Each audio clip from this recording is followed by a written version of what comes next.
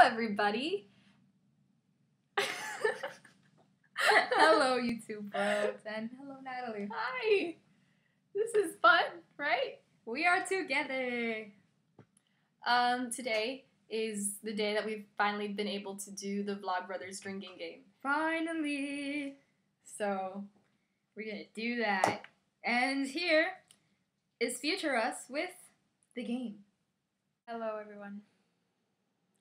So the objective is that we take a shot of orange juice whenever Hank adjusts his glasses or John touches his hair. That's it. Enjoy. Yeah. It begins. It begins. Oh. We have orange juice. Orange juice. Yes, we have orange juice. Okay. Now we are pouring. We're pouring. The video begins. Good morning, Hank. It's Monday. First, I have to correct something about your video from Friday. You said the Project for Awesome begins at midnight on December 17th. In fact, it begins at noon Eastern Time, December 17th. So upload your videos as close to noon as possible, and then tune into youtube.com/P4A. So, Hank, today I want to tell you about 8 things I love. Thing 1, this book, Anna and the French Kiss by Stephanie Perkins. Holy Oh my God. do I love this book. So a couple years ago at LeakyCon, a nerd fighter comes up to me and she says, I'm a nerd fighter and I wrote a book. It's coming out in 2010. Can I send you a copy? And I said, sure. Writes a flash forward 2 years. I get this book in the mail and I'm like, I'll read a page or two. And then I can't stop reading it because it is made of sweetness and funny and awesome. Hank, Anna and the French Kiss is like Maureen Johnson and I had a baby. A French baby. Oh. No, it is nothing like that. But it is super funny and smart and one of the most genuinely romantic stories I have ever read. Second thing I love, Karen Cavett, who designed that. Karen has been a nerd fighter forever. She designed the Project for Awesome thumbnail this year. She did all the French Revolution videos, and I'm just so grateful for her. Thing 3, Beckoning Lovely. Hank, as you know, I'm obsessed with my friend Amy Cross Rosenthal's Beckoning of Lovely project, in which she tries to beckon lovely things into the world. You can find a link to a video of what happened on 10-10-10 in Chicago in the doobly-doo, and it might make you cry. It makes me cry. But I'm a crier. Hank, I don't think you've ever cried in any of our videos. I'd love to see you cry in a video. I don't think I've seen you cry since you were a kid.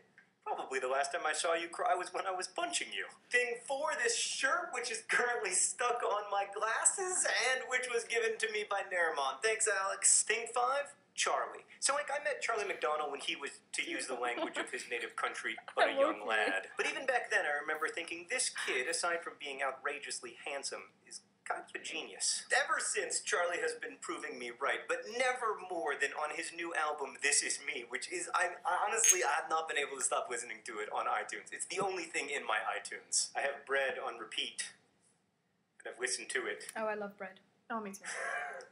621 times. This raises the alarming possibility that I might technically be a fangirl. Also on the back of his CD, he wrote, I hope you like it, and then Hopeful Charlie.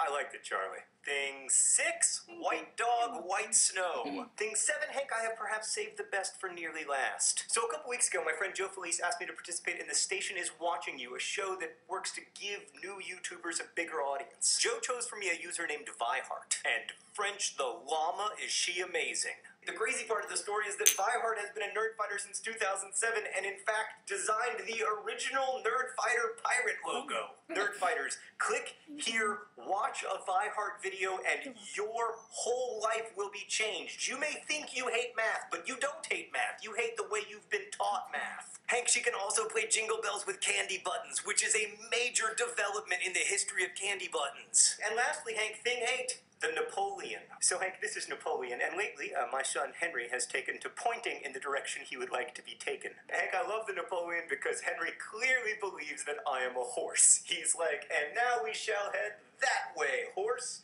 to the candy. So, Hank, that stuff I love, nerd fighters writing books and making music and making videos about math and musicianship. Nerd fighters, please tell me some stuff that you love so I can find new stuff to love. And Hank, don't forget to be awesome. Good morning, John. People will often say down in the comments that I'm pretty good at talking really fast, and by now, I kind of agree. I've had a lot of practice. But John, there are a few secrets to being able to talk really well, really fast. One of them you can see here in this outtakes video that we did, in which you see the number of times that we screw up. But another of the secrets has to do with cadence, and fricatives, and plosives, and stops. This has led me into a bit of an obsession with tongue twisters. And that is why I know what a sibilant fricative is. A fricative is a noise that you make by putting 2 parts of your mouth very close together and blowing air through them, basically. Like, or Fricatives are one of the most complicated things that your mouth will ever do. Even if you are thinking of something dirty, fricatives are more complicated than that. So when I say she sells seashells by the seashore, I'm alternating between two very similar sibilant fricatives. And the difference is so slight that my brain gets confused about which one I should be doing next. Which is why when I say the shells she sells are seashore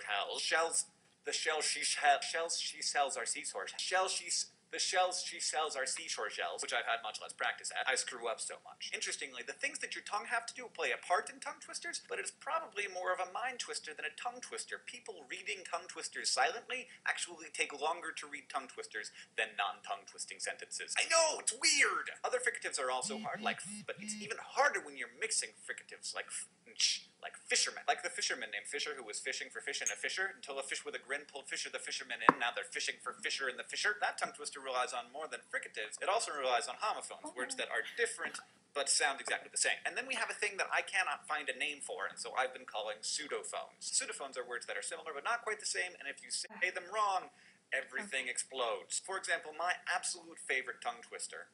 I slit the sheet I slit, and on the slitted sheet I sit. The pseudophones in this case being slit, sheet, and sit. What's worse is that there are several other pseudophones, like seat and sleet and another one, and the more frequently you say those other pseudophones, the more frequently you'll accidentally jump to them while you're talking about the slitted sheet. The reason why this is my favorite tongue twister is because people always end up shitting on the slitted sheet. Another important note about the slitted sheet is that it's entirely iambic, meaning that accented and non-accented words alternate, and that almost every accent falls on a pseudophone. I slit the sheet, the sheet I slit, and on the slitted sheet I sit. Which brings me to what it is I think is the most important point about tongue twisters. The recognized hardest tongue twisters are things like the sheik's sixth sick sheep, but you never hear about the sheik's sixth sick sheep. Just having a dense forest of sibilant fricatives that's hard, but it's not interesting. So what is interesting about tongue twisters? Hello, it's me, Natalie from the future. Diana's left, unfortunately, and I've been editing.